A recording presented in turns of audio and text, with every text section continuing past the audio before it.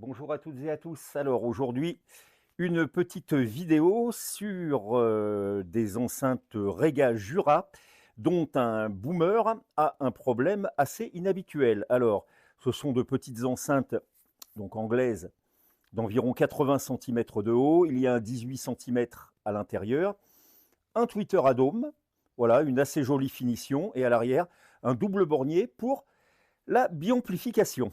Voilà, et donc la personne qui me les confie me dit que l'une des deux enceintes ne fonctionne pas bien, un son bizarre, etc., etc.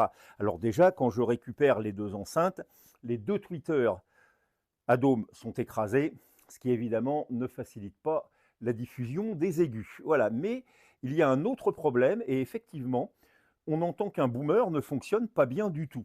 C'est-à-dire qu'il y a une très importante perte de niveau. Alors, quand on regarde le boomer, on s'aperçoit déjà que la membrane, ici, a pris un coup. Voilà. Ce qui fait que je l'ai renforcé par l'arrière, mais ça n'a absolument rien changé au niveau du son.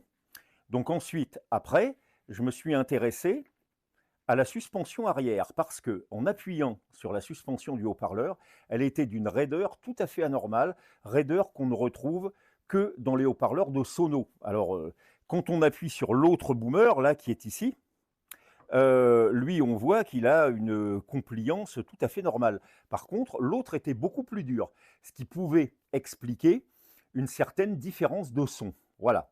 Donc, j'ai remplacé la suspension arrière, donc là j'en ai mis une provisoirement, voilà. Alors on s'aperçoit, petit détail technique, d'une bobine assez curieuse sur le Rega, c'est-à-dire que c'est une bobine sur support aluminium, donc jusque-là rien d'anormal, ça disperse mieux la chaleur, meilleure tenue en puissance, mais ce qui est impressionnant, c'est le nombre de tours de fil, de tours de spire, vous voyez, il y en a au moins 4, et ça fait une bobine très très lourde. Voilà, donc ça c'est déjà assez inhabituel. Et donc, j'ai remis, pour faire quelques essais, le boomer, l'équipage mobile, dans son châssis, pour faire quelques essais, et en fait, il n'y avait strictement aucune différence avec avant, c'est-à-dire un niveau sonore très très faible, voilà, et qui n'avait rien de comparable avec le boomer qui, lui, fonctionnait.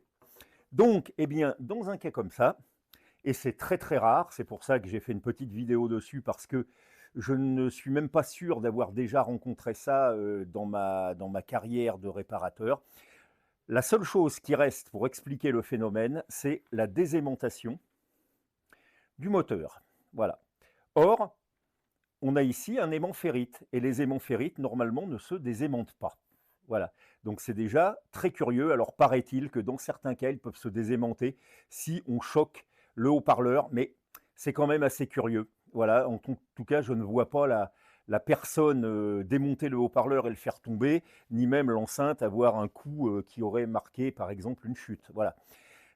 J'ai demandé à cette personne, elle a acheté les enceintes d'occasion, voilà, et elle ne s'est aperçue qu'il y a à peu près un an que le boomer ne fonctionnait pas bien. Donc c'est vraiment très très curieux. Très très curieux cette suspension beaucoup trop raide, et très très curieux ce manque de niveau qui, d'après moi, donc vient d'une désaimantation, voilà, de l'aimant. Ok, alors maintenant, quelle solution trouver? Parce que trouver un boomer comme ça d'occasion, ça va être un petit peu compliqué. Entreprendre une réaimantation, c'est compliqué aussi et ça a un certain coût. Et je n'y ai accès qu'une fois par an.